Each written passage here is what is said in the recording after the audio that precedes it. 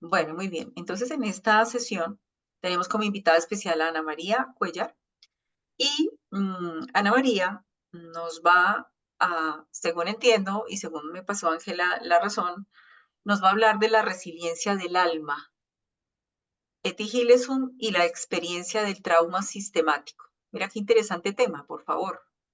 Qué interesante que haya llegado pues hasta esas profundidades.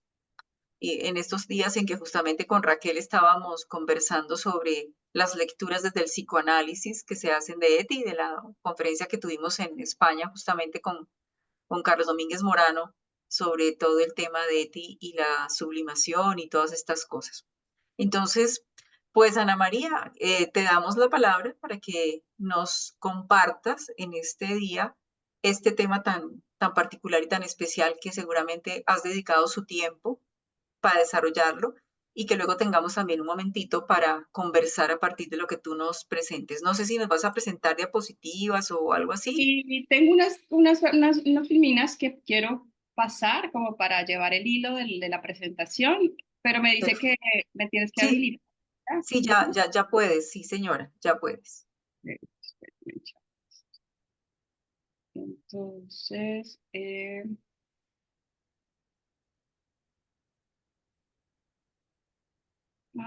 ¿cómo se trae a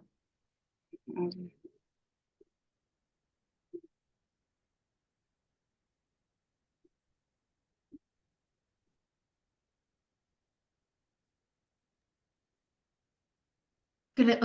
A eso ya. Ya, Ahí ya? Ok, Sí, ya vemos tu pantalla completa. Ahora vas a buscar lo que nos vas a mostrar. sí, ya, listo. Muy bien. Mm,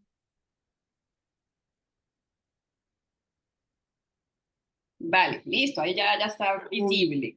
Perfecto. Bien, bueno, pues hoy quiero compartir con ustedes y el compartir nace de la idea de enriquecerme de sus experiencias, de lo que ustedes conocen a Eti, porque sé que llevan estudiando mucho, yo soy nueva, yo hace un año estuve en el encuentro que hicieron en Bogotá y apenas empecé como ese camino de, oiga, ¿cómo puedo hacer? Porque pues uno como psicólogo y terapeuta busca estrategias y recursos y todos van. Entonces hoy, tras hacer este trabajo de investigación que deseo mucho poder compartir a las personas de que los problemas de salud mental, ver a personas enfermas con ideas suicidas, con idea de depresión, con sin sentido en la vida, pues viene de una base. Y esa base, pues, es lo que hoy les quiero compartir a través del estudio, un estudio exploratorio sobre lo que es el trauma psicológico tras 50 años de violencia en Colombia. Entonces, para introducirlos a esto, quiero hacerles dos preguntas. La primera ¿es usted víctima de alguna manera o ha sido afectado por el conflicto armado en Colombia? Esa es una pregunta así como abierta. Quien de pronto se sienta motivado a compartirse de alguna manera ha conocido, ha sabido, ha tenido alguna experiencia, nos pudiera decir, ¿no? O simplemente aceptar de que de pronto sí o no.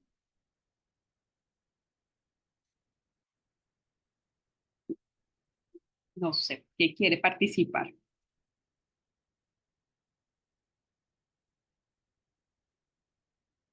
No, pues yo no sé, yo creo que todo colombiano ha sido afectado de alguna los manera estoy por esto. viendo, pero creo que el padre Jairo alzó la mano. ¿Sí? Vale. Sí, sí, también. Raquel. Ah, ok, Sí. vale. Yo no los veo, pero pueden hablar. Yo estoy aquí. Ok. Bien. No sé qué nos... ¿O Raquel? ¿También ibas a hablar? Raquel, sí, Raquel. No, pero mejor Jairo, que sabes mucho Bueno, más sí. Sí. del tema. Miren, gracias a Dios, una experiencia de victimización así directa a mi persona o a mi familia, no sé por qué hemos sido preservados, pero no la tenemos en mi núcleo familiar. pero indudablemente que nos afecta la vida de muchas personas alrededor que sí están sufriendo esta guerra, que la siguen sufriendo y que hay todavía negacionismo. Entonces, esto sí me toca profundamente, aunque yo no haya tenido una experiencia así directa de este trauma. Ok, bien. Gracias, padre, por compartir. ¿Alguien más quisiera decir algo?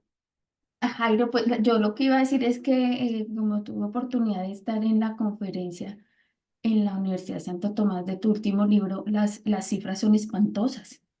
Ujú.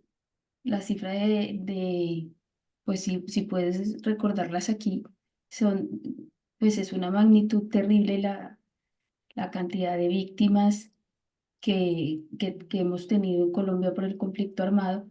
Y me pasa igual que a Jairo, pues afortunadamente a Dios gracias, nosotros hemos sido preservados como familia, pero, pero por ejemplo el narcotráfico también, pues también ha causado mucho dolor, por decirlo así, y ese ha estado un poco más cerca en los estratos populares en Bogotá. Vale, gracias. Bueno, efectivamente, como dicen, a veces sentimos que no tenemos una afectación directa, pero quiero contarles que las afectaciones, hablando en temas de salud mental y trauma, existen de diferentes maneras, ¿no? Estas afectaciones pueden darse de manera directa o indirecta, ¿sí? Y existen víctimas primarias, víctimas secundarias, víctimas terciarias y víctimas cuaternarias. Estas víctimas o estas categorías de víctimas hacen que la historia de un país que ha vivido continuamente en violencia, ¿no? Nos convierta en afectaciones directas o indirectas, que tengamos afectaciones directas. ¿Y cómo son esas afectaciones? Eh, Como se dice, pues muchas veces pensamos que las afectaciones van simplemente en las personas que viven o que padecen de alguna manera su círculo, alguna experiencia como desplazamiento, amenaza, secuestro, eh, abusos, todo esto, pero realmente las afectaciones también vienen a través de la prestación de los servicios, ¿no? Atender, escuchar, ayudar, visitar. Las personas que sirven a otros pueden padecer experiencias traumáticas, ya lo vamos a ver. También a través de los medios de comunicación podemos escuchar, notar, percibir experiencias que de alguna manera empiezan a anotarse, ¿sí? Y a almacenarse en nuestra red de memoria. De esta forma que es tan importante hablar del conflicto armado en Colombia o de nuestro país, porque los años de violencia no son recientes, no es que conozcamos esta historia hace 20 años, sino que si hacen ustedes un poquito de memoria, y creo que algunos que están en Bogotá, las familias hablaban mucho de la guerra, por ejemplo, de partidos bipartidistas, ¿no? Partidos conservadores y partidos liberales, ¿no? Y yendo ahí hacia atrás, pues podemos encontrar que desde esas épocas pasadas hemos tenido historias de violencia, ¿no? Que nos han afectado de manera directa o indirecta. Bien, entendiendo esto, pues quiero decirles que para saber cómo ha pasado todo esto, pues también debemos entender un poco qué es la resiliencia, ¿sí? Y me gustaría que eh, escribieran, aquí hay una tablita, se las mandé por el chat de este, y entonces ahí pueden ustedes ingresar y opinar, ¿no? ¿Qué consideran que para ustedes es resiliencia? O sea, como entender aquí en grupo el concepto de resiliencia.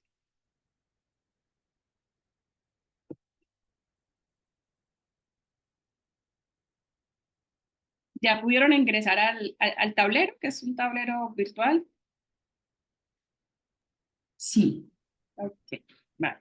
Entonces, pues ahí pueden poner palabras o frases que se les ocurran para poder compartirnos qué es para usted resiliencia.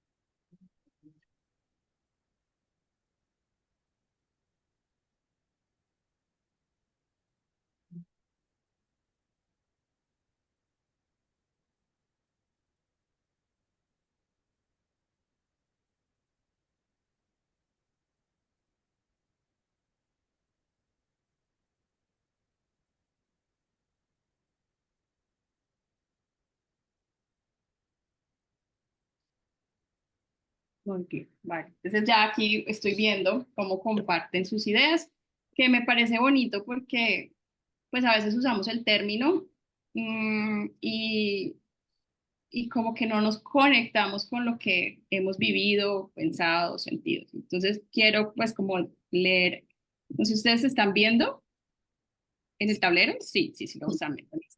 Entonces pensamos que resiliencia puede ser sanar, valor, situaciones adversas, superación, capacidad de resignificar, aprendizaje, eh, capacidad de hacer frente, reivindicar, ¿no?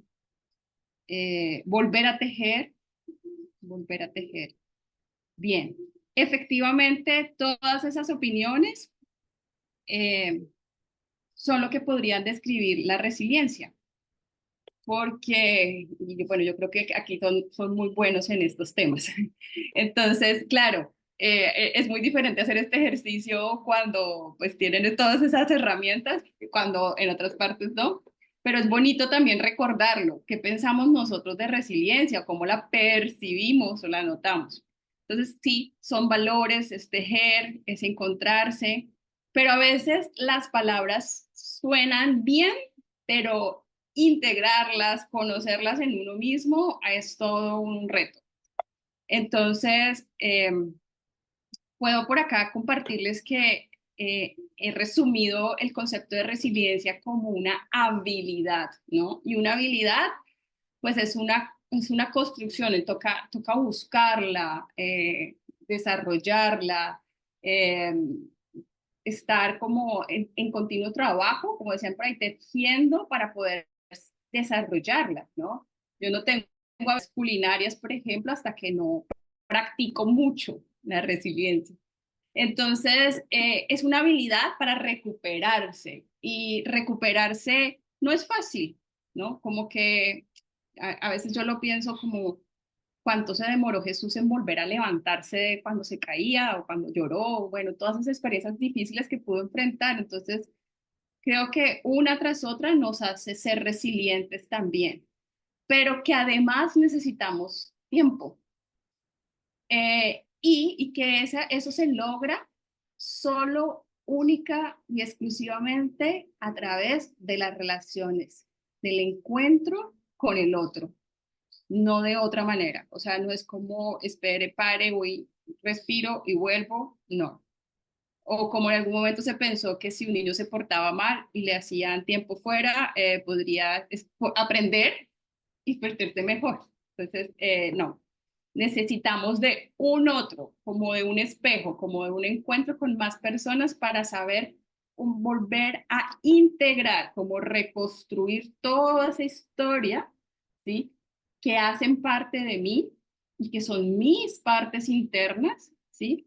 De tal manera que yo pueda sentirme más equilibrada en el tiempo, ¿no? En el pasar del tiempo. Pero adicionalmente, Eti me ha mostrado que para ser resiliente debe haber algo que se llama fortaleza interior, que es esa capacidad de encontrarse firmes y disponibles frente a la adversidad, conectando con sus partes y el presente.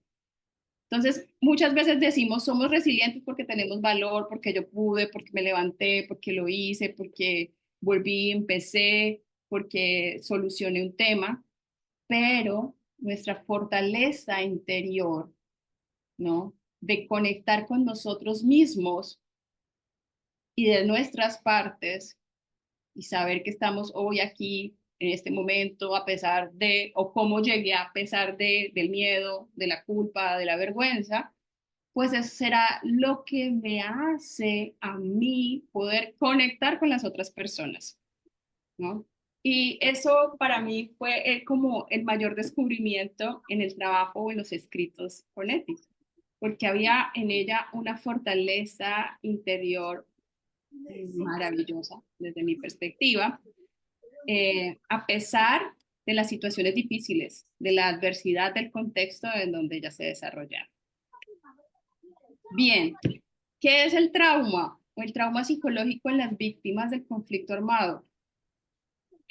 Son una o múltiples experiencias adversas, muchas situaciones que han tenido que vivir, no solamente en este momento que conocemos, como dicen, una cifra, sino que en años, esto lleva más de 60 años tal vez, viviendo violencia.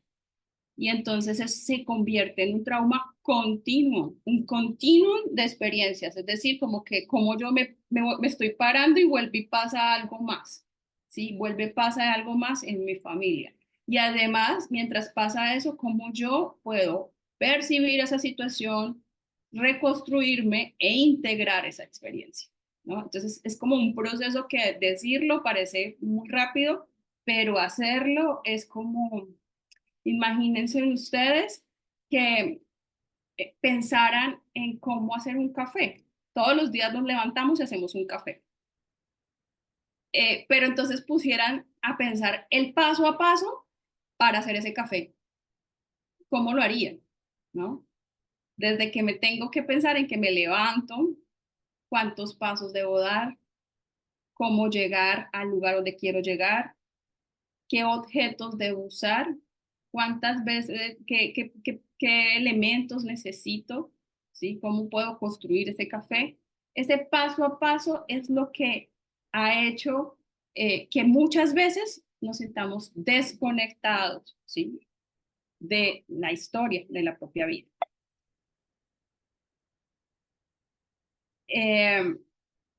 Hallazgos principales de este estudio, ¿no? De lo que personalmente he podido entender acerca del trauma psicológico en las víctimas del conflicto armado, es que pues existe una alta prevalencia de trastorno de estrés postraumático, ¿sí? Y como el trastorno de estrés postraumático en el sistema de salud no está, digamos que, valorado, estudiado adecuadamente, sencillamente podemos pensar que lo que nos pasa son una serie de síntomas, ¿no? La gente se enferma, la gente se inflama, la gente recurre sistemáticamente al médico, la gente se deprime, la gente se suicida, pero no entendemos lo que sucede, que es la raíz de todas esas síntomas, ¿no? En los estudios, pues todavía falta mucho, pero más o menos el 54% de los participantes presentaron TED, o sea, más de la mitad tienen completamente todos los síntomas del trastorno de estrés postraumático, pero adicionalmente en este estudio lo más interesante que me parece desde mi perspectiva es que la mayoría presentaron síntomas de despersonalización o disociación. Es decir, que el 98-97% de las personas estudiadas, a pesar de que no tenían estrés postraumático, sí tenían despersonalización o disociación, que son las dos categorías que se evaluaban para el TED. ¿Y qué es la despersonalización o la disociación? Sencillamente es la desconexión de la experiencia presente, del momento presente. Es decir, la mente se queda atrapada en una o unas únicas experiencias sin poderse volver a reponer. Es decir, no se puede entender esto como resiliencia, ¿no? Simplemente nuestras habilidades, todas nuestras capacidades se quedan congeladas, ¿sí?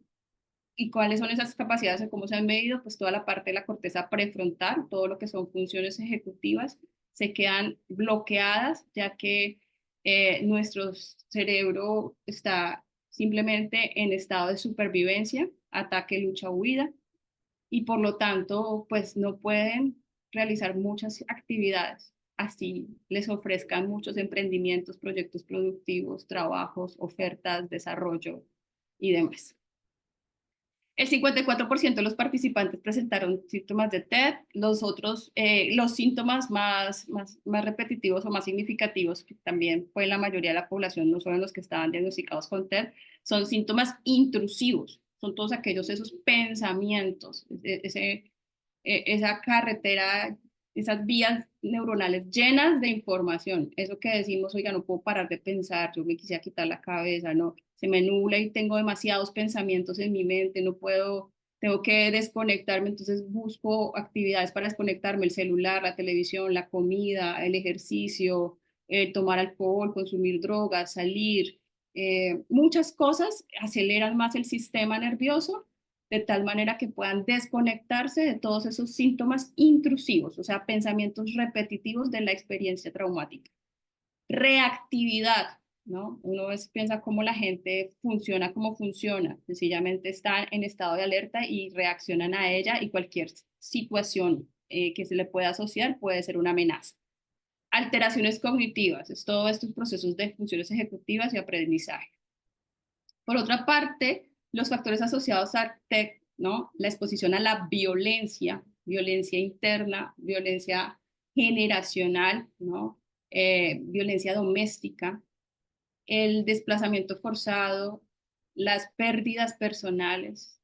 Las mujeres han perdido demasiadas. Hoy en día son más las madres que entierran a sus hijos que los hijos que entierran a sus padres.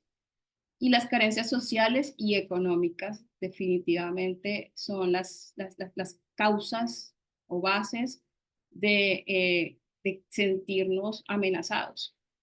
Además, se observó que factores como el historial de salud mental y la red de apoyo social juegan un papel crucial en la severidad de los síntomas. Es decir, que adicionalmente a que han vivido experiencias difíciles o adversas en sus vidas, tienen factores hereditarios o generacionales de dificultades en temas de salud mental, emocional. O sea, no sé, trauma intrauterino. Desde el vientre tenía miedo, me sentía amenazado. Por lo tanto, existe un trauma no verbal.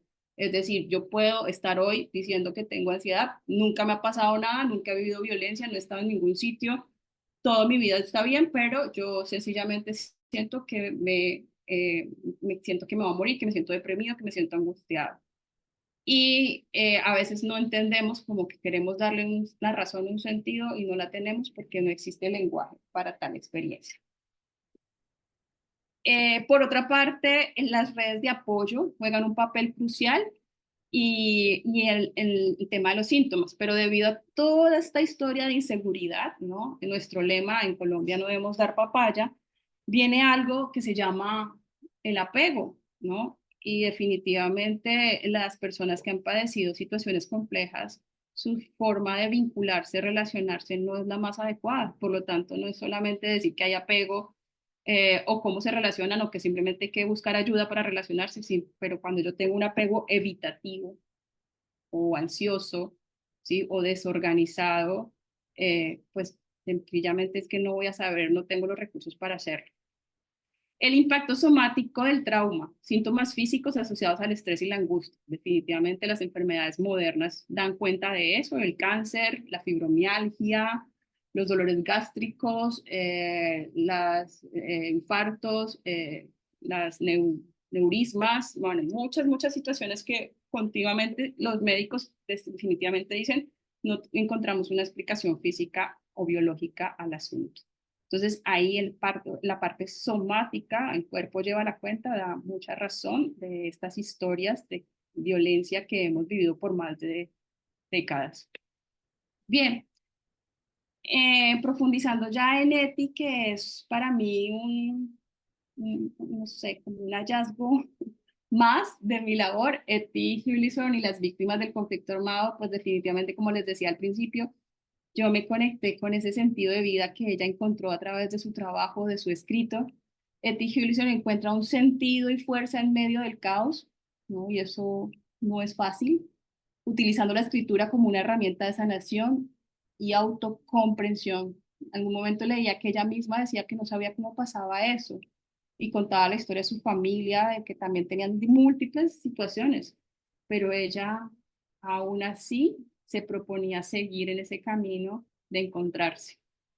A pesar de las circunstancias, Eti mantiene una conexión profunda con la vida. Es decir, eh, yo no creo que Eti no haya pensado en no suicidarse o no sé, en hacer cosas más complejas, como les decía, de pronto dañar el cuerpo, la parte emocional, no sé tanto, pero sí siento que algo que la sostenía era saber qué iba a pasar o cómo más podía ella subsistir a eso. Lo que le permite a ella transformar el dolor en una experiencia espiritual, y aquí es totalmente eh, pues más transformador, más profundo, porque como les decía antes, la necesidad de tomar sentido es como esa conexión con el espíritu, con el alma que muchas veces dejamos atrás, sobre todo en temas de salud, ¿no? Nos enfocamos en la parte cognitiva, emocional, física, social, pero y la parte espiritual se queda ahí. ¿En qué se parece? Pues el sufrimiento, ¿no? ¿En qué se parecen las víctimas del conflicto? Pues es en una relación, o un paralelo que he intentado hacer con Eti, pues en el sufrimiento, ¿no? Tanto Eti como las víctimas de Colombia experimentan un sufrimiento profundo e involuntario, además. Nadie decide haber vivido en ese momento, en ese lugar, pero se vivió. El impacto psicológico y somático, en ambos casos el trauma se manifiesta no solo a nivel psicológico, sino también en físico, y allí es donde más me motiva, porque Eti habla mucho del cuerpo, y el cuerpo es la conexión con el presente, es la forma de construirnos para poder resignificar y salir adelante. ¿Cómo se alejan? Dentro del contexto, mientras ella escribe desde su experiencia del Holocausto, las víctimas de Colombia lidian con un conflicto armado continuo. Es decir, a veces siento que, pues no sé si históricamente se ve así, pero la guerra inició y terminó. En Colombia no sabemos eso. Recursos internos y externos, Eti se apoya en su espiritualidad y en la escritura, mientras que las víctimas en Colombia a menudo carecen de redes de apoyo afectivas y otros recursos para hallar la resiliencia del alma. Lecciones de resiliencia y sanación. Bueno, inspirados en Eti, podemos saber cómo ella exploró el dolor y lo transformó, ¿sí? Y tuvo una conexión con ella misma. Así que eso que decimos que hay que encontrarse, hay que quererse, eh, pues yo creo que en Eti se ve que no lo hizo sola, a pesar de que logró un camino bien amplio y no siendo tan experta en sus escritos, pero siento que se permitió abrirse en todos los aspectos relacionales, ¿no? Y desde allí poder transformar ese dolor. La importancia de la expresión, la escritura y otras formas de expresión artística como herramienta para procesar el trauma. En este punto, pues quiero mencionarles que definitivamente la forma en cómo escribe Eti, que es en primera persona, es una de las mejores herramientas para poder mantenernos en el presente, es decir, trabajar con todas esas partes disociadas que empiezan a deambular y definitivamente nos distancian de la realidad. Esta escritura en primera persona es un papel, es una herramienta fundamental para el trabajo terapéutico y por eso lo veo como algo artístico, ¿no? Normalmente hablamos en tercera persona, es más fácil hablar de otros o de otro y no de mí mismo. Fortalecimiento del alma, cultivar la resiliencia interna como un pilar en los procesos de sanación psicológica, tanto a nivel individual como comunitario. Ese encuentro, esta reunión que estamos haciendo aquí, definitivamente calma, y les digo que me calma porque yo empecé esto solita y a veces siento que como que romara uno solo. Y entonces poderles compartir esta percepción que tengo frente a la historia del conflicto en Colombia, no tanto la mía, sino la de otras personas, pues ayuda mucho a fortalecer mi espíritu. Y finalmente, pues es conectar con el alma, con el cuerpo, la historia de Etty Hughes nos enseña que incluso en los momentos más oscuros hay un espacio interno de resistencia y paz que se puede cultivar, ¿no? Definitivamente esa desconexión y conexión que ella logra narrar en sus momentos íntimos es como un paso para poder notar y sentir que también nosotros, que ella siendo humana, también nos puede dar un ejemplo de que nosotros también lo podemos hacer. Intervenciones basadas en la resiliencia, ¿no? Trabajar un poco la resiliencia, pero desde el crecimiento personal, ¿no? Como les decía, esos escritos tan personales en primera persona, yo creo que lo han venido haciendo, por ahí lo he visto. Integrar la espiritualidad y psicología, explorar el papel de la espiritualidad y la narrativa personal en la sanación del trauma, ¿no? Esto a veces se nos hace complejo en la actualidad porque pues conectamos o asociamos el tema espiritual con religión y por eso tenemos ahí como una lucha, una discordia y definitivamente el ser humano es un ser no ético y espiritual.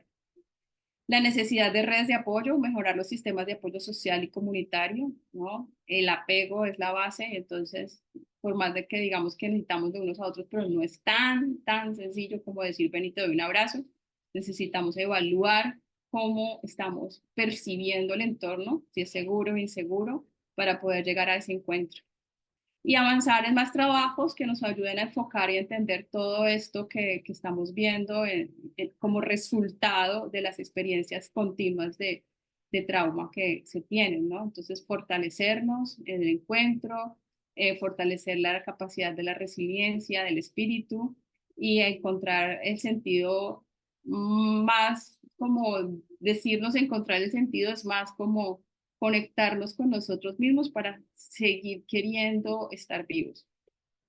¿No? Y bueno, finalmente esta frase que les comparto aquí ya para cerrar es una de las frases que yo continuamente me repito y que me sienta que ha hecho, pues que me sostiene un poco en ese ejercicio de este trabajo de investigación. Y es que el cuerpo duele, se cansa uno quisiera a veces abandonar, sobre todo cuando trabajas con población, con gente, con comunidades, porque se recibe todo eso y a veces no tienes recursos o herramientas con qué hacerlo. Entonces, siempre siento que estoy pasando como con dolores, siempre siento que el cuerpo me pesa y que me duele todo y que estoy cansada, y que estoy enferma. Y entonces, pues eso lo hago vívido, ese dolor, y, y hago pares y bueno, vivo como ese sentido de vida dentro del mundo con mis propias experiencias personales. A veces también me creo muy gran cosa, el ego, el deseo de ser exitosa, de ser reconocida, de ser perteneciente y vivir así como a veces uno ve los famosos, cree que eso es como el éxito y pues realmente ir y volver a ese sentido personal, de reconexión personal, será lo que valdrá realmente la pena para lo que Dios quiere que uno haga. Entonces, ahí como que cierro con esta frase. De pronto, si ustedes conocen otra frase, pues otros apartados de los diarios de Etty, bienvenidos para seguir meditando en esta experiencia de caminar por el trabajo. Muchísimas gracias, querida Ana María. Qué bonita presentación nos haces y qué sugestiva además, porque creo que a todos nos toca en el alma, ¿no? Decididamente, porque de alguna manera todos pasamos por situaciones similares y va muy conectado porque la primera pregunta que tú nos hacías, quizás todos en nuestro país somos víctimas indirectos de toda la situación compleja que se está viviendo y que se ha venido viviendo durante muchos años atrás. Entonces, queramos o no, cargamos también nuestras propias situaciones que de alguna manera nos llevan a cierto desvarío que puede ocasionar nuestras ansiedades, nuestras dudas, nuestras pequeñas neurosis o tantas otras cosas que a veces uno las pasa por alto en la vida y no cae en la cuenta de que uno es hijo y fruto de todo eso, ¿no? Eso es importante reconocerlo. Mira, yo quisiera hacer un eco a lo que tú acabas de decir, a propósito de algo que también escribí sobre el sufrimiento. Em, y en Etty Hillesum, precisamente en este librito que se llama Sufrimiento, Silencio y Sabiduría desde Etty Hillesum. Dice así, un pedacito, de paso porque aquí hay algunas frases que tú nos invitaste a compartir. El itinerario vital de Etty está lleno de oscilaciones y de cambios, de agudas crisis y momentos elevados. Sin embargo, en medio de esas oscilaciones es que transcurre su vida. Ella quiere comprender y llegar al fondo del porqué de esas cúspides y de esas caídas. Por eso, en su relato se entrelaza sus vivencias personales, las fuentes a las que acude, sus relaciones afectivas, la situación de los judíos, la conciencia de la guerra, el caos al interior de su familia, etc. Entre sus vivencias personales aparece la conciencia de sus dolores en sus distintas expresiones. En otras palabras, Etty sufre como consecuencia del dolor que ocasiona la guerra, aunque inicialmente su sufrimiento se asocia con sus dolencias físicas y sobre todo con la complejidad de sus relaciones afectivas. En el ámbito físico, el cuerpo de Etty es un nido de dolores. Los narra muchísimas veces. Dolores de cabeza, hay por lo menos 60 entradas de dolores de cabeza en el diario de Etty. De estómago, hay otras tantas. Mi cuerpo, dice ella, es un depósito de muchos dolores. Están escondidos por todos los rincones y de vez en cuando aparece uno por aquí y en otro momento sale otro por allá. También me he reconciliado con eso y me pregunto cómo puedo trabajar y concentrarme con todo a pesar de eso. Cierro comillas. Es muy posible que también Etty haya sido una persona altamente sensible, una persona paz. No sé si tú conoces esto, ¿no? Las personas de alta sensibilidad. Esto explicaría su gran sensibilidad en todos los sentidos. Abro comillas. En algunas personas, dice Etty, el flujo vital corre por su delgado cuerpo con más fuerza e ímpetu que en otras. Ella lo dice. En mí, los rápidos se convierten en dolor de cabeza y los inesperados remolinos en dolor de estómago, etc. En todo caso, va siendo, aquí ya cerré comillas, va siendo poco a poco más clara para ella la relación entre el dolor físico y el dolor emocional, que eso es una conciencia que ella va adquiriendo y que me parece que es sustancial en la vida de una persona, ¿no? Comillas, dice aquí. Antes creía que las sensaciones físicas desagradables, el reumatismo, eran solo físicas, pero ahora observarme, constato que las primeras causas son psicológicas. En mi caso, cuerpo y mente, cuerpo y alma son una sola cosa. En cuanto algo languidece en el alma, también lo hace en el cuerpo. Es por eso, por lo que la higiene del alma es tan importante para mí. El logro de este último año es que he adquirido conciencia de eso y nunca más podré echarle la culpa a mi cuerpo. Podría seguir leyendo, pero quiero dejarles a ustedes el campito. Entonces, porque me tocó muchísimo lo que tú dijiste y vi que en lo que había escrito estaba como un eco a lo que tú acababas de comentar. Muchísimas gracias, Ana. Y abramos el espacio. Hola, ¿cómo están? Qué pena. ¿Si se me escucha bien o no? Perfecto, Juan. Sí, ok. Bueno, buenas noches a todos. ¿Cómo están? Qué pena que me conecté tarde, es que salí de clase un poco tarde, pero bueno, aquí estoy. Ana María, muchas gracias por tu presentación, me pareció impresionante. Y bueno, pues como quisiera comentar, con una pequeña intervención mía, porque me llamó mucho la atención lo que dijiste de ti, más o menos la relación que hiciste con el sufrimiento y como su manera, en filosofía tiene el nombre de como vitalismo, de llevarla, como, no sé, como que el dolor y el sufrimiento sea una potencia de vida. Me parece muy, no sé cómo decirlo, muy significativo porque Nietzsche tiene algunos escritos, sobre todo el nacimiento de la tragedia. Él vive, él vive unas guerras, él le toca como ver los heridos y se pregunta, ¿uno cómo puede seguir viviendo con tanto dolor? ¿Cómo se puede seguir adelante? Eh, pues cierta, hay sufrimiento, cierta, están como la tierra colmada de tantas lágrimas y encuentran los griegos precisamente las tragedias, y es que en el sentimiento trágico, en el sentimiento de desesperación, hay como una especie de vitalidad que impulsa, como que reanima las fuerzas del individuo a seguir adelante y no sé, me parece impresionante porque, digamos, en Eti se vuelve a encontrar y en un caso extremo, porque es un caso de aniquilamiento pues muy preciso, muy calculado de los nazis. Entonces me llama mucho la atención. Y me llama también mucho la atención que en casos actuales de violencia también se puede encontrar como uno de las condiciones más, no sé, como más extremas, los sucesos más dolorosos y uno aún así encuentra personas que pueden sonreír y pueden seguir adelante y pueden seguir sintiendo deseos de existir y de vivir y que pueden considerar el suicidio, pero no, nunca van a, o sea, nunca abandonan la vida, permanecen en ella y encuentran el dolor como un significado. Me parece interesante, lo quería mencionar por eso.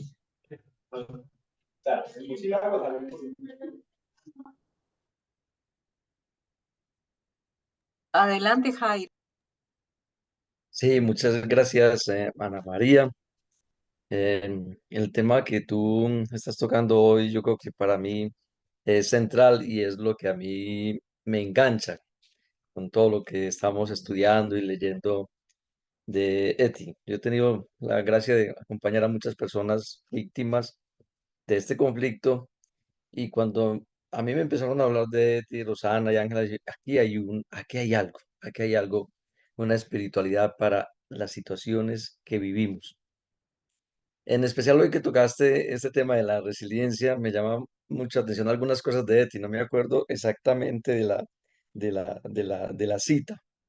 Y cómo ella es resiliente porque tiene un sentido de lo concreto. Por ejemplo, cuando el mundo se le está derrumbando, cuando hay leyes y más leyes contra los judíos y ya no tienen ni siquiera piso, ya le están prohibiendo hasta las calles, le están prohibiendo ir en el bus. Sí, cuando ese mundo se está cayendo y ella ve todos esos atropellos, ella se preocupa de una flor, de una rosa. Y le dice, pero ¿cómo te puedes ocupar de las rosas? Sí, de las cosas pequeñas. Y ella, que es una intelectual también, ahí hablaste de bacanales mentales, mencionaste en la frase de ella, ella se da cuenta que tiene que descender del mundo de las ideas. Hay otro momento que me llama mucho la atención y me parece que esto la hace muy resiliente. Me llama mucho la atención ese momento cuando decía, antes solía empezar mis días con Hegel, Dostoyevsky, la- sí, y después con mis calcetines. Hoy es todo lo contrario. Hoy empiezo con los calcetines y después voy a Hegel, a Dostoyevsky y a lo que sea. Entonces, me parece que en esa preocupación de las pequeñas cosas que van apareciendo de la rosa y de los calcetines, y yo creo que hay muchas más entradas que nos lo dicen, es donde ella logra vivir como a plenitud, ¿sí? Y logra hacerle frente a la vida y logra y le es concedido mejor este don de la resiliencia, ¿sí? Gracias por la expresión de hoy, muy bonita. Ujú. Muchas gracias, Jairo. Joel,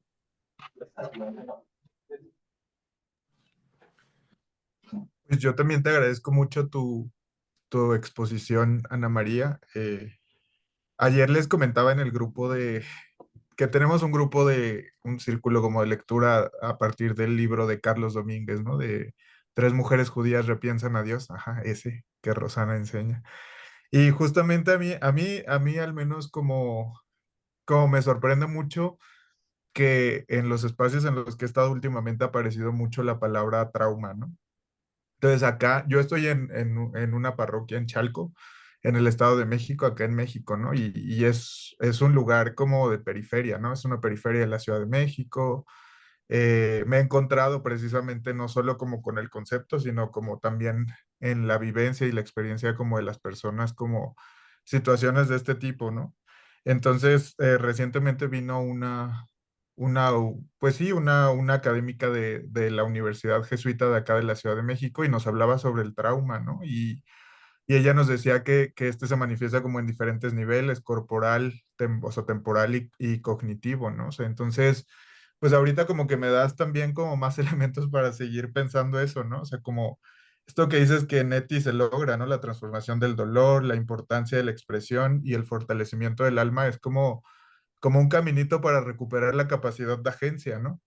O sea, y que la transformación del dolor no se da una huida de él, ¿no? Sino como un hacerle frente, ¿no? O sea, y yo creo que al principio en Eti es evidente como esta incapacidad como de contarse a sí misma, ¿no? O sea, ella a lo mejor y no hay como un evento como tal traumático, pero hay un sufrimiento que ella vive por la incapacidad de ponerle orden a ese caos interior que ella vive, ¿no? O sea, entonces a mí me parece eso bastante evidente en Eti y que justamente como esa capacidad de lamentar, ¿no? La situación, de escribirlo, de poderlo decir, es precisamente como esa herramienta lo que le va dando la capacidad de poder a través de la narración poder ubicarlo en el tiempo, poderle poner orden, ¿no? Como a estas situaciones que va viviendo y, o sea, como que existe una especie como yo miro como de retraimiento a sí misma, pero no para quedarse en sí misma, sino como para volver, ¿no? O sea, entonces, pues al menos en mi vida me hace pensar como en esta pues esta necesidad humana que tenemos de lamentarnos de las cosas, de poderlo contar a alguien, ¿no? Y como la importancia de la alteridad como en estos procesos, ¿no? La necesidad que tenemos de que alguien nos escuche, ¿no? Y de si no hay, ¿no? Que nos escuche, pues la capacidad de poder escribir y de poder decir, o primero hacer eso y después compartirlo, ¿no? Y yo creo que es como caer en la cuenta de que el sufrimiento y el dolor, pues no son como redentores ni salvíficos en sí mismos, ¿no? Sino como esta capacidad que tenemos como de a través de eso poder volver a restablecer esta gracia original, ¿no? Y también me hacía pensar en esta necesidad que tenemos pues de rituales humanos, ¿no? Al menos pensaba en el duelo, ¿no? O sea, cuando muere alguien, al menos acá en México, es en la noche de velar el cuerpo y luego de enterrarlo y luego 9 días seguidos de una cruz, poner una cruz y rezar, ¿no? O sea, como estos espacios que nos salen salir como de la cotidianidad como para poder reponernos y eso, ¿no? Siempre vividos como en comunidad, como con los otros. O sea, entonces me imagino a Eti como con esta capacidad que tenía de sentarse en su escritorio, escribir y después de ir a las fiestas, ¿no? Y escuchar música y todo eso, ¿no? O sea, como esa capacidad de salir de la cotidianidad, pues de la realidad, así un poco y meterse en otra, ¿no? Que es como sanadora, que es como, sí, o sea, incluso los mismos espacios que va teniendo que yo creo que algo en ella van restableciendo y haciendo, ¿no? Y poder expresar al final de su diario como tan bellamente decir como, pues ya no te necesito, ¿no? O sea, ve, me pusiste de cara a mi propia verdad, de cara a Dios, pero pues ahora me toca a mí seguir sola, ¿no? Ella lo expresa así, ¿no? O sea, como poder ir logrando ordenar esto y poderse sentir como otra vez ella, ¿no? Como con esta capacidad de agencia totalmente recuperada. Entonces, bueno, ya, eso es lo que quería compartir. Gracias, Joel. Me siento como en una sesión de escucha compartida, que eso está muy bonito, o sea, porque cada uno está hablando desde lo que lo habita, ¿no? Desde lo que nos preocupa, desde lo que nos provoca, desde lo que nos acontece, ¿no? Eso creo que es lo bonito acá, y de la experiencia que ha tenido Jairo, de la experiencia tuya, de la propia experiencia que nos habló Ana María desde un comienzo, la experiencia de Juan Guillermo desde sus búsquedas también. Yo digo acá, estos temas y Eti Gil eso nos conecta como con lo más hondo de nuestro existir, ¿no? Y como con, a veces como con como con la llaguita que duele, pero que es necesario verla, sacarla, mirarla y ver cómo hacemos, ¿no? Porque no se trata de seguir como la vida como si nada, ¿no? Entonces yo creo que todo esto lo que nos hace es hacer conciencia progresiva de cantidad de cosas que están ahí, que sencillamente como pasa la vida y como creemos que, por ejemplo, el mundo académico es un mundo del discurso, un mundo del argumento, un mundo, y olvidamos que ese mundo pasa por la persona que lo piensa, por la persona que lo siente, por la persona que está ahí detrás de todo eso, ¿no? Entonces me parece que es tan fundamental volver a esa fuente. Muchísimas gracias, de verdad, qué bonitos esos aportes. Raquel, adelante. Gracias, Ana María, mil gracias. Muchísimos ecos y mucho resuena en mí. Pues primero por el cuerpo, por cómo, por como Eti era cuerpo y como tú nos muestras que tú eres cuerpo y todas, y como en el cuerpo quedan impresos todas las vivencias de la vida. Y entonces ahí quería hacerte una pregunta con respecto a lo que nos contaste al principio de tu vida y lo que has aprendido.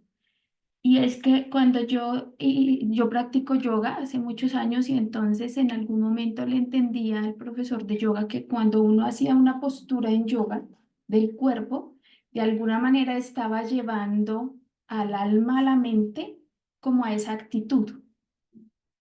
Entonces, por ejemplo, él nos decía, si uno es rígido en la mente, uno no es flexible en el cuerpo. Y entonces, si tú trabajas la flexibilidad en el cuerpo, en tu cuerpo, como que vas llevando a la mente y al alma a, a soltar como la rigidez y, y pues como que en una vía, si lo puedo decir en el otro sentido, entonces es como la vivencia emocional o lo que hay en nuestra mente, en nuestras emociones, en nuestro espíritu, pues eso va al cuerpo. Pero entonces como que hay maneras de que el cuerpo trate en el sentido contrario no sé si se debe, cómo decirlo, ¿no? Pero como de otra actitud, otros aprendizajes. Entonces me quedo como muy intrigada porque yo también recuerdo que hablamos un poquito cortico de eso cuando nos encontramos en el encuentro en Subachoque. Entonces, si nos puedes contar de eso, me parece muy, muy interesante como el cuerpo también nos ayuda a sanar eso, por una parte. Por la otra parte, hay la escritura en primera persona, tan interesante como lo expones.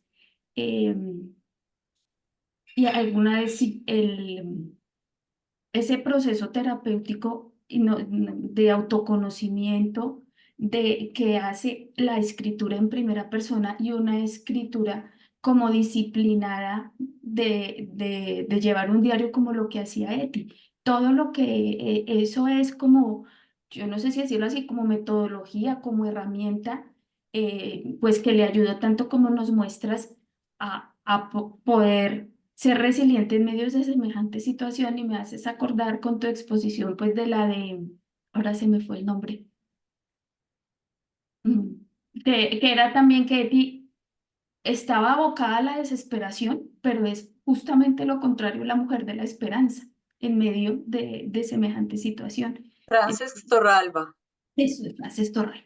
Entonces, claro, el papel de la escritura en primera persona, como tú lo cuentas, me deja como con ganas de saber más. Y,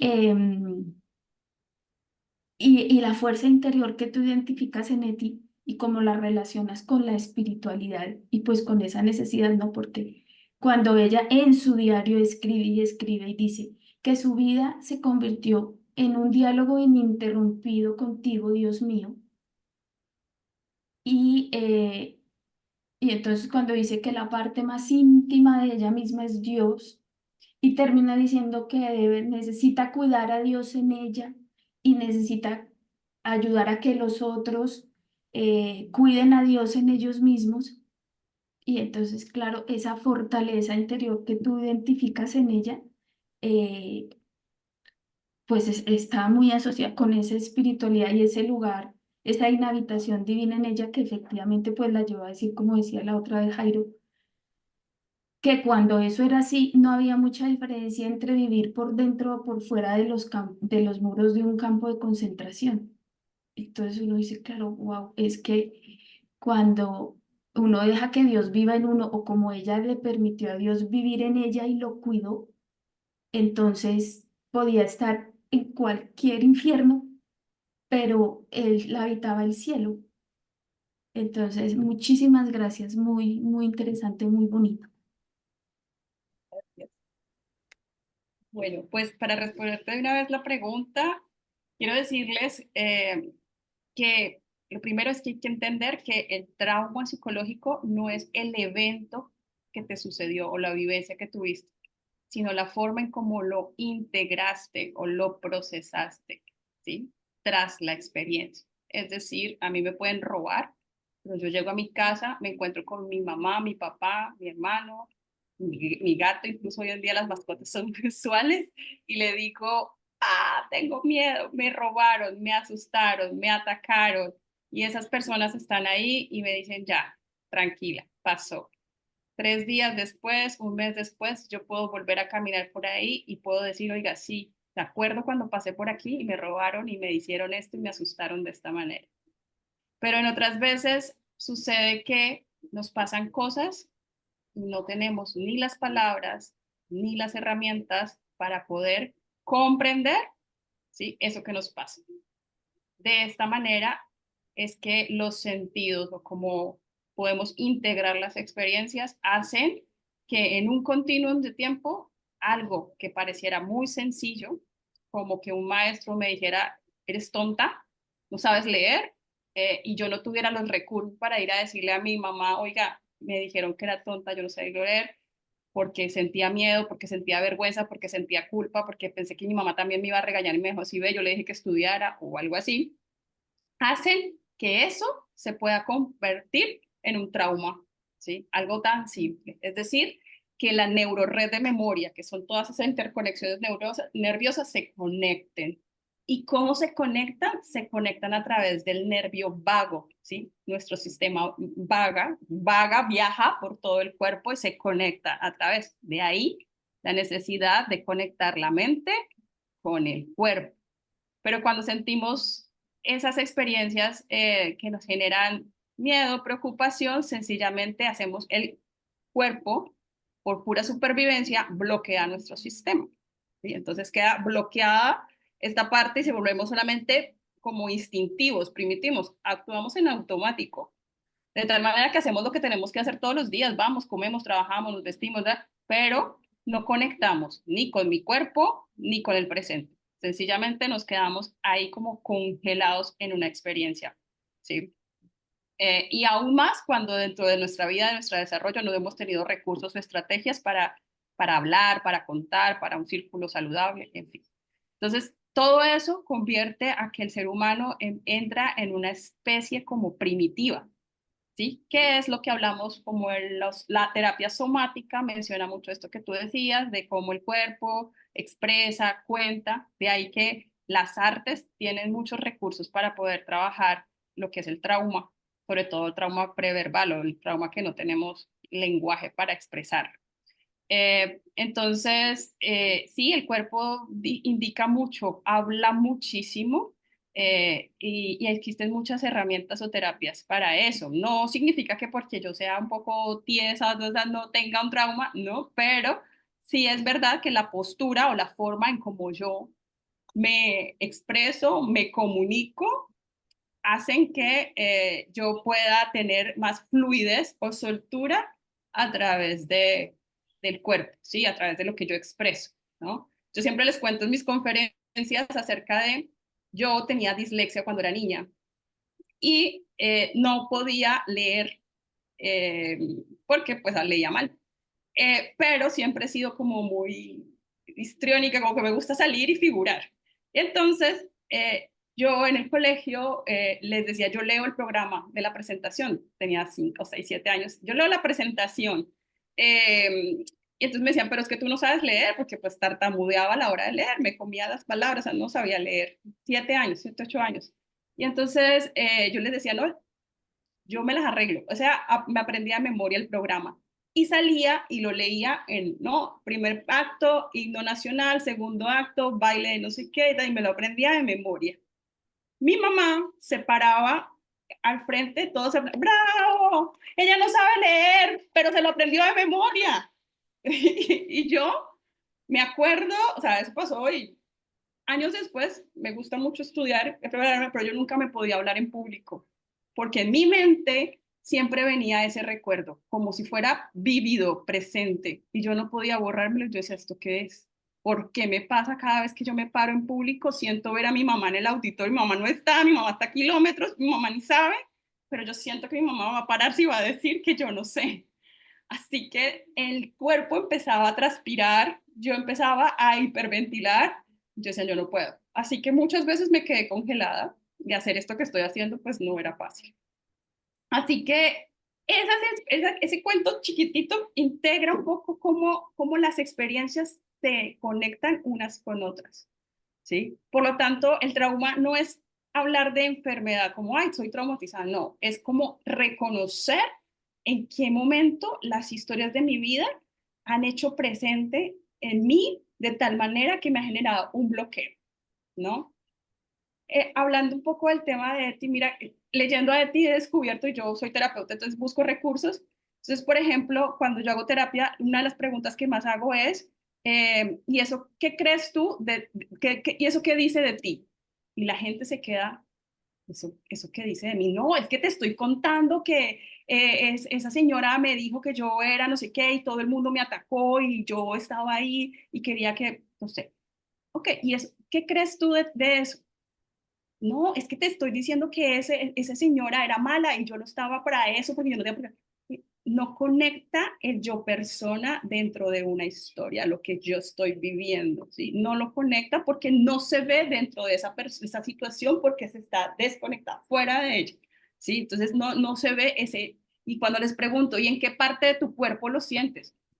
¿Cuerpo? ¿Cuál cuerpo? No, te estoy diciendo que eso me pasó y que fue así. Entonces, como que les molesta mucho conectar lo que es la creencia con la situación. Cuando leemos a Eti, vemos cómo ella logra hacer eso de una manera tan práctica, tan bonita, que uno dice, wow, ¿cómo lo hace?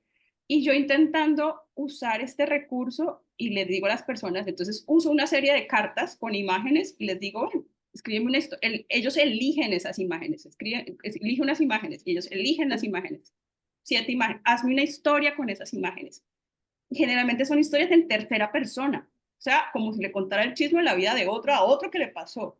Pero hablar en primera persona nunca, porque no se nota, no se perciben ellos como experiencia personal, o ya después de un trabajo ya lo logran y conectan eso que ustedes cuentan, el dolor, eso, oiga, sí, realmente entendí que esto lo que me pasó fue así, pero después de un proceso terapéutico. Entonces, en este trabajo con las víctimas he buscado cómo traer imágenes reales, porque normalmente las imágenes de los juegos o de las cartas que traemos son de afuera, y tener imágenes reales de Colombia para poder conectar la experiencia que se ha vivido con mi crecimiento personal. No sé si ahí te respondí. Sí, y era sí, ese proceso de integración, ¿no? O sea, como que un mecanismo de defensa es la disociación. Justamente uno, y Más entonces, lindo que hay, cuando yo reconozco la disociación, digo, wow, existo, soy yo, me disocié para algo, lo necesito. El problema es que lo mantenga en el tiempo. y sí, como dices que Eti vivía integrándose, Hay que integrar las partes de mí, de lo que yo soy, de lo que yo pienso, de lo que yo creo y cómo eso, por ejemplo, tenemos recursos como protectores, ¿no? Yo sí reacciono de cierta manera, puede ser una parte mía que aprendió a protegerse gritando. Y entonces debo conocerla, hallarla e integrarla, ¿no? Pero eso es otra parte del proceso somático. Ujú. y como esa integración era la herramienta o la metodología, era esa escritura de ella en primera persona. Lo que pasa es que la escritura, a muchos nos cuesta escribir, o sea, no podemos decir que de la noche a la mañana nos sentamos a escribir, porque esto es un trabajo. A mí personalmente me cuesta mucho, y más cuando uno tiene funciones ejecutivas bloqueadas, planear, organizar, proponer, eso no. Entonces, ¿qué pasa? Cuando yo puedo conectar una situación, o sea, empezar a escribir con una imagen, con una sensación, ¿sí? Yo ¿cómo es? ¿La sensación cuál es? Un dolor en el estómago. Ok, y que yo qué diría del dolor de estómago y moverme en ese dolor de estómago sería un poco lograr integrar esa parte somática que solamente sería el cuerpo. ¿Qué pasa cuando me dicen, mira, es que tengo muchas ideas? Va a ver, vamos a buscar, obviamente, relajación y escoger una idea de todas esas que se te vienen. Entonces, escucho a mi mamá gritándome, ok, ¿y cómo es eso? Entonces, cuenta la historia de mamá, pero él viene a integrarse con mamá. ¿Mm? Entonces, es como poder, la escritura es hermosa y de verdad no es fácil para todo el mundo. Hay gente que me dice, no, no lo voy a hacer. Y hay personas que sí, pero leer a las víctimas. Yo le he leído, por ejemplo, Juan Alberto Casas, que creo que está, él fue uno de los que me enseñó mucho de ese trabajo que se hizo en la Comisión de la Verdad sobre las víctimas y el trauma, porque no es solamente venirles a decir, ellos al estar traumatizados, sencillamente un trauma, el trauma se manifiesta en dos maneras a las personas víctimas. Uno, hablan y hablan y hablan y hablan y hablan y es que espérate que yo te quiero contar lo que me pasó y no paran, o no hablan, no dicen nada, no sé, no me acuerdo, no sé, eso no me pasó a mí, eso no es conmigo, no, sí, alguna vez, pero ni idea, ya se me olvidó, ¿sí? Entonces están en ataque o en congelamiento, ¿sí? De la experiencia. Entonces, en cualquiera de los casos, pues la escritura va a ser una herramienta siempre, siempre. Y cuando él me mostraba las narrativas y cómo hacía eso, me desgarraba mucho sentir que las víctimas sienten que uno no los entiende, es que usted no lo vive, usted no vivió lo que yo viví, y a usted no le pasó lo que a mí me pasó. Y como les decía yo al principio, yo también fui paciente psiquiátrica y yo le decía al psiquiatra que se sentaba detrás de un escritorio, es que usted no sabe lo que yo estoy sintiendo. Y él, eso es normal porque estás enferma. Ok, sí, pero no logras percibir mi dolor y ni le interesaba. ¿Sí? En el trabajo con las personas es así, o sea, es como yo puedo hacer ese ejercicio de co-regulación, ¿no? Para poder conectar. Yo se les digo, la acabaste de conocer, pero quiero que empecemos a conectar cómo se nota mi respiración con la tuya, ¿no? Y cómo es esa coherencia cardíaca, ¿sí? En fin, así como unas cosas que puedan ayudar a calmar, que vuelvo y digo, Eti hace un trabajo que yo no sé cómo lo hizo, si fue su psicólogo, novio, amor, pareja, amigas, no sé, pero ella logra porque además viene de una historia familiar bien difícil. O sea, uno lee la historia familiar de Eti, su hermano, su papá, no era una familia, o sea, había violencia doméstica, no se hablaban, había silencios profundos y eso es trauma. Definitivamente había trauma. Y ella superó esas experiencias y quiso ir más allá. En algún momento decía, yo no quiero terminar como mi hermano en el psiquiátrico, ¿no? Entonces tengo que hacer esto que me mandaron, que fue escribir unos cuantos renglones, ¿no? Y cuando ya transforma esa experiencia a lo que decía, no querer solamente escribir por escribir como tarea, sino porque es que ya era básico para ella, para poder sentirse, ¿no? Cuando ella dice, y es que no había dónde arrodillarme, pero yo me arrodillaba mentalmente, ya estaba desprendida totalmente de su ser, de su yo, ¿sí? Es decir, la energía de su self estaba puesta en el espíritu, que ya es una trascendencia espiritual muy importante, que también nos cuesta mucho integrarlo, porque tenemos una serie de rituales que creemos que la espiritualidad es, no sé, hacer un montón de cosas y no entender que Dios también te lee de esa manera, ¿no? Como lo básico que puedo yo ser.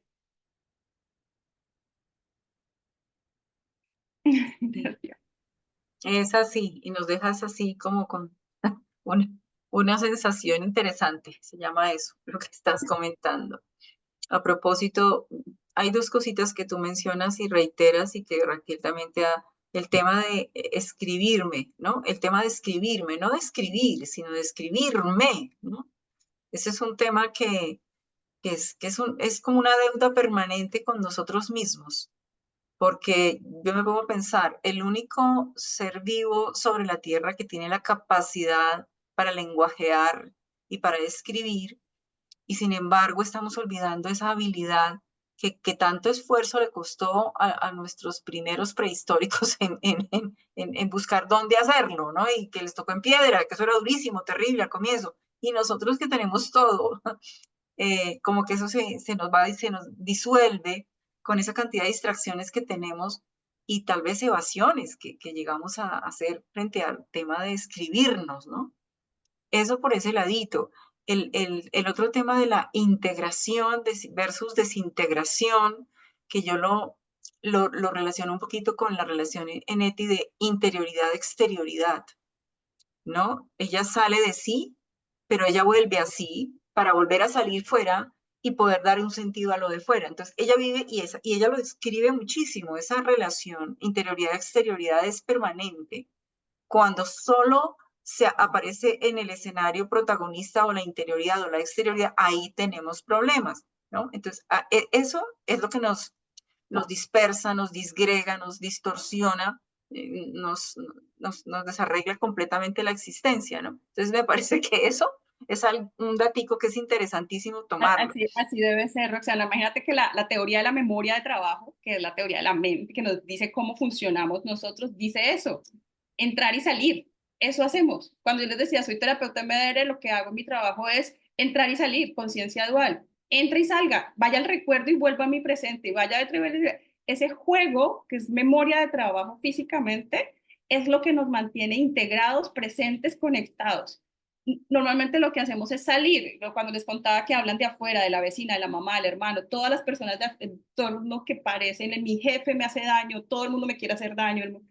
No, estoy fuera, estoy afuera y no estoy dentro de mí. Entonces debo entrar y volver. Eso es una tarea continua. A veces las experiencias, por ejemplo, el yoga, solamente quieren esa parte interna. Métete en lo interno, pero es que tienes que también salir y volver a entrar. Salir, eso conecta la red de memoria, pasa información, ¿sí? Los acciones se conectan más fácil cuando hace esa experiencia. O sea, neurológicamente explica muy bien eso que básicamente pasó hace mucho tiempo, pero que así debe ser. Es así, Ana María, de verdad que eso es cierto. Eso que tú explicas son unas verdades grandotas que estamos viviendo. Yo Bueno, no pero sé aprender a trabajar con ello, ¿no? Esa es la tarea de los que estamos aquí porque somos los que escuchamos, somos los que exacto, queremos. exacto. Hay algo que de pronto puede interesarles y que, bueno, aquí varios lo están tomando. Nosotros desde que comenzó, digamos, como el ejercicio formativo dentro de la fundación, hay un taller que solemos dar y cada vez le damos un matiz diferente y nos lo piden y es el de aprender a escribir, ¿no? El de narrarnos con Eti. En este momento se está ofreciendo los sábados, son 4 sábados, los 4 sábados de septiembre, quedan 2, ¿no?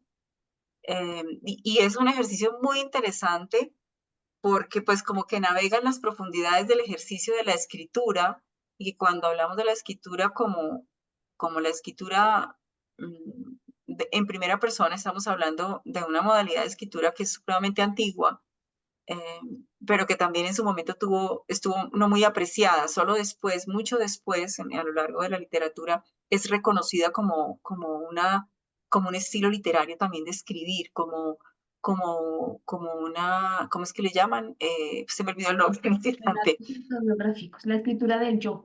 Escritura Es la escritura del yo, es la escritura del yo que una de ellas es la autobiografía, pero no es la única, porque el diario es otra, y justamente el diario tiene una marcación diferente sobre la autobiografía, porque en la autobiografía el narrador se sale un poquito de sí y narra hacia afuera, pero en el diario el narrador está completamente, hay lo que se llama el pacto autobiográfico, el pacto en el que hay una relación intrínseca entre autor, protagonista y escritor y narrador. Son el mismo. Cuando eso se integra, entonces se logra en el ejercicio de la escritura, eh, digamos, el que eso que sale en la escritura realmente como que vaya haciendo salir lo evidente y lo profundo y la absoluta, digamos, yoidad de ese que escribe y no solamente el dato o el recurso o la fecha. No, no, es que aquí se trata de habitarse y al habitarse, escríbase, ¿no?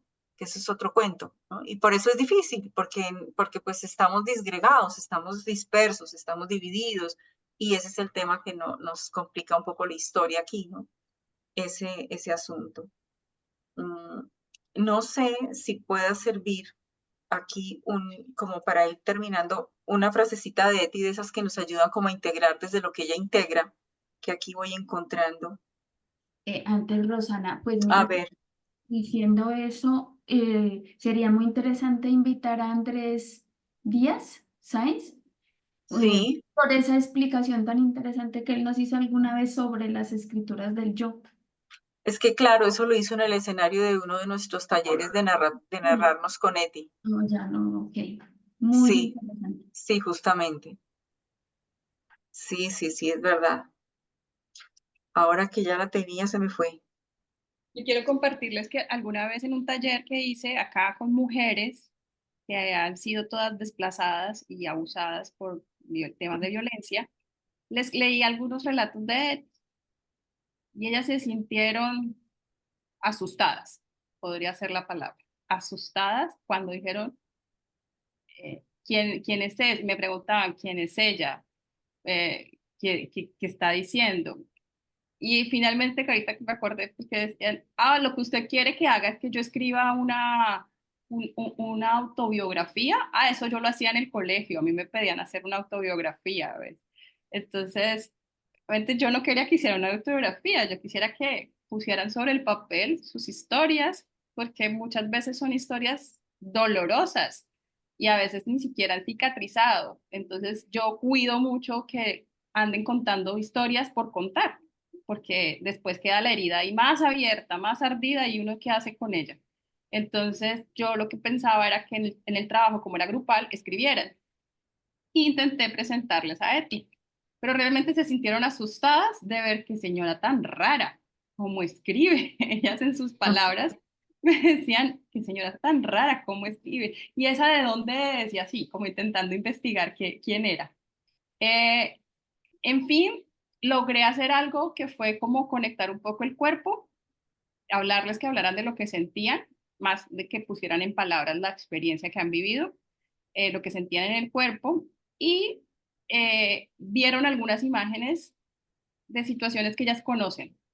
Entonces, el ver una imagen me conecta con una realidad, ¿sí? Como, digamos, el río, la casita que está alejada del río. Entonces, yo vivía por allá en una vereda lejos, al lado de un río, pasaba, y eso la conecta con eso que pasó y intenta escribir algo. Y escribían frases muy cortitas, pero eso que dice no es una autobiografía, sino una narración que poco a poco se va construyendo en una historia personal del yo, ¿no? De encuentro con ese ser yo.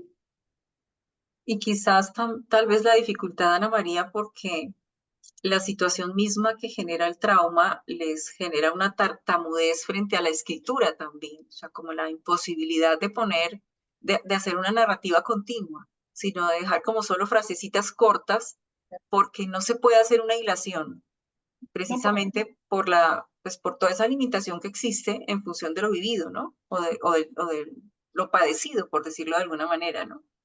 sí. Miren, he encontrado, ya como para ir cerrando, dice así: cuando experimento las cosas, pese a todo mi cansancio, sufrimiento o lo que sea, siempre queda esto, mi alegría, la alegría del artista por observar las cosas y transformarlas en su mente en una imagen propia.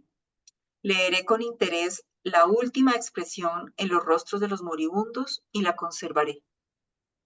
Sufro con aquellos con los que hablo cada noche y que la semana que viene trabajarán en un lugar amenazador de esta tierra, en una fábrica de municiones o en Dios sabe dónde. Esos sí pueden trabajar, pero registro en mí cada pequeño gesto, cada pequeña manifestación, cada expresión de su rostro y lo hago con un rigor casi frío y objetivo.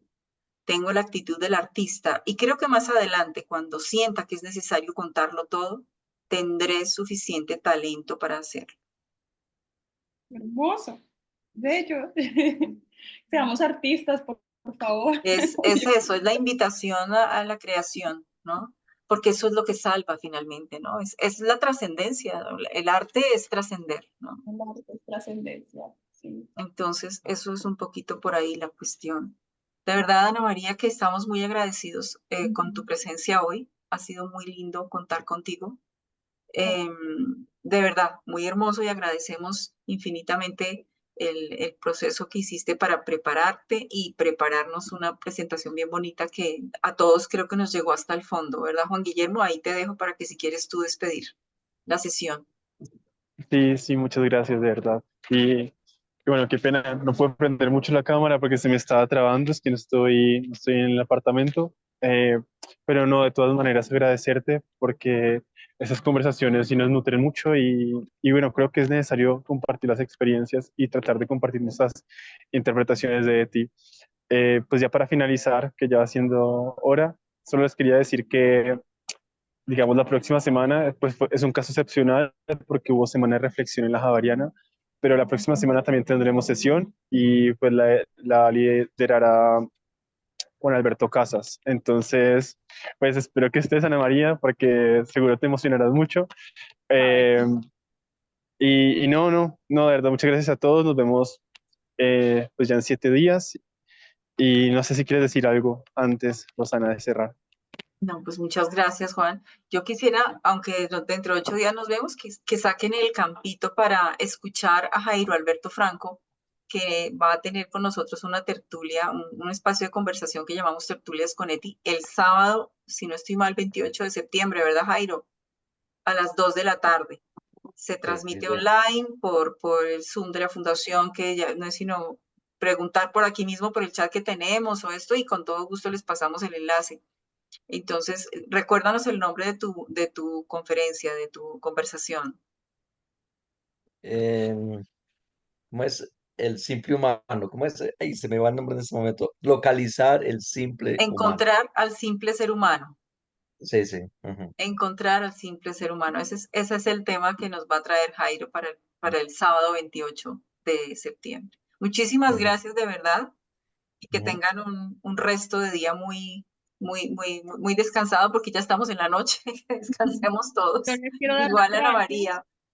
Gracias por Mm. escucharme, gracias por el rato. Esto fue como mi descarga de esta historia, de esta experiencia. Anita, te extraño, saludos. Ana está por ahí viéndome. Sí, Anita, ahí estás. Qué bien. No, qué sorpresa encontrarme con Roxana, porque yo pensé que iba a ser Angélica y cuando te veo yo digo, wow, ella es la directora de la fundación. Y bueno, me enorgullece mucho que nos hayas acompañado. Te quiero preguntar por el último texto que leíste, ¿ese es de tu libro? ¿Está Sí, en tu libro? señora. Sí, Está en tu señora. libro. Ah, Sí, ok. está aquí. Vale, listo. Sí, Bueno, muy bien. muchas Vale. gracias. Que Bueno, descansen. que estés Buenas muy bien, que estén bien. Hasta Muchas luego. gracias. Chao, Feliz Gracias. chao. noche. A todos, Gracias. gracias. Feliz noche, mil gracias. Muchas